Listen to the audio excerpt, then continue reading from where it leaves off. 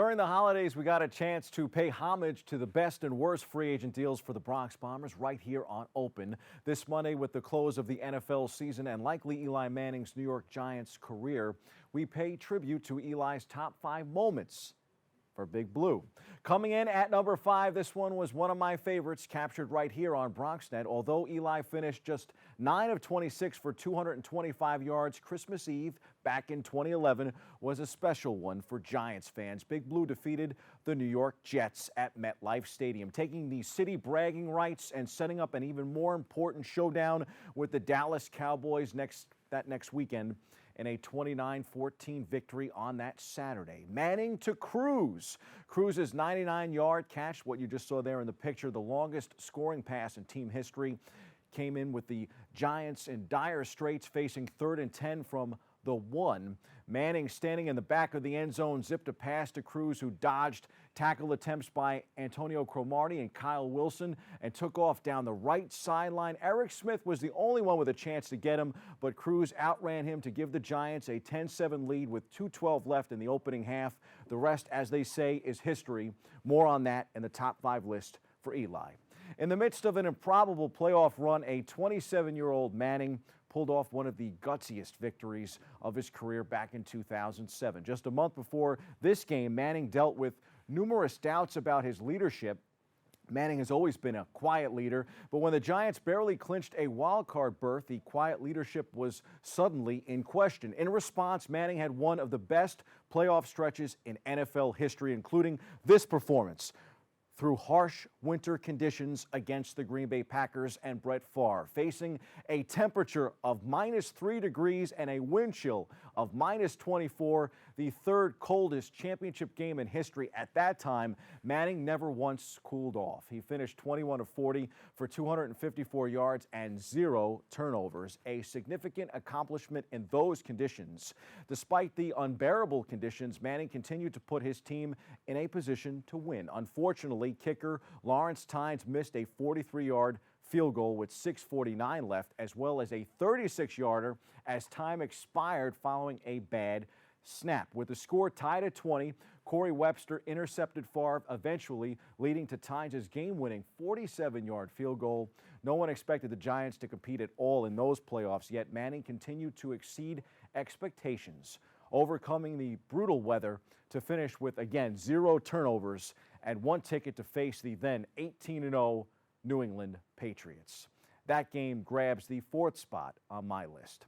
Coming in at number 3, Manning in those unbearable conditions yet again. Still the greatest game I have ever seen live. Just a month before this game, the Giants were 7-7, following a second blowout loss to the Washington Redskins. Tom Coughlin was on the hot seat once again. Following 4 straight victories, the Giants were facing a decades-long postseason rival in the San Francisco 49ers. And once again, Manning pulled off an unbelievable NFC Championship victory away from home. On a cold, rainy day, Manning withstood 6 sacks and constant pressure to throw 58 passes with 0 turnovers and an epic 23-20 overtime victory. In total, he was 32 of 58 for 316 yards and 2 touchdowns. Manning showed great character and mental toughness all game.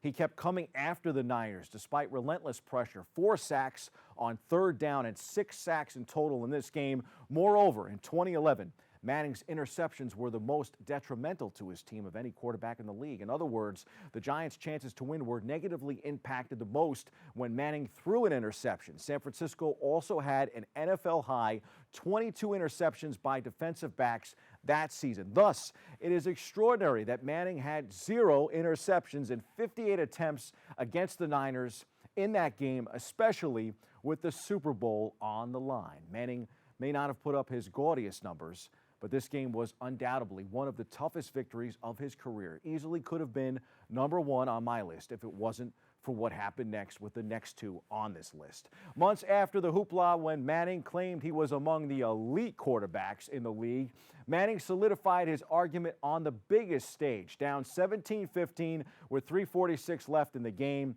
Manning got the ball on his own 12 with a chance to win. Before the drive, Patriots coach Bill Belichick was overheard telling his defense to make them go to Mario Manningham. On the first play of the drive, Manning unleashed a perfectly thrown 38-yard pass to Manningham. Our BronxNet cameras were there for that one too. Unbelievable. That flawless throw was the highlight of yet another come-from-behind victory for the Giants and Manning. He finished the Super Bowl 30 of 40 for 296, 1 touchdown, and no interceptions. Super Bowl MVP. Ironically, the play may have been a bigger moment for Manningham, who did not live up to the 2-year, $7.375 million contract the San Francisco 49ers handed him that offseason. Manning has had some magical and improbable moments throughout his career. This throw in front of millions was one of his best.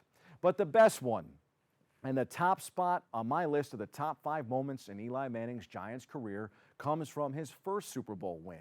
Words cannot do this play justice. Trailing 14-10 with 2:42 remaining in Super Bowl 42, Manning did it again. But this time, it was in a way that no one saw coming. It was one that had been spoofed by Justin Timberlake and even earned its own Wikipedia page. The immaculate reception that broke perfection. That's what I like to call it. Manning, one of the least mobile quarterbacks in the league, somehow escaped multiple easy sacks from the New England Patriots defenders. Manning then completed the most unlikely pass in Super Bowl history on 3rd and 5 at his own 44.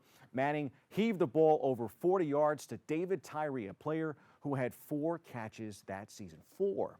David and Elias. Yeah, David and Elias. 4 plays after Tyree's catch, Manning completed the go-ahead touchdown to Plaxico Burress, completing the shocking upset of the undefeated Patriots. Super Bowl 42 will forever be remembered by Tyree's helmet catch. That play and the ensuing one of the best, against one of the best teams ever, will go down as the best moment of Eli Manning's great career. And yes, he's a Hall of Famer.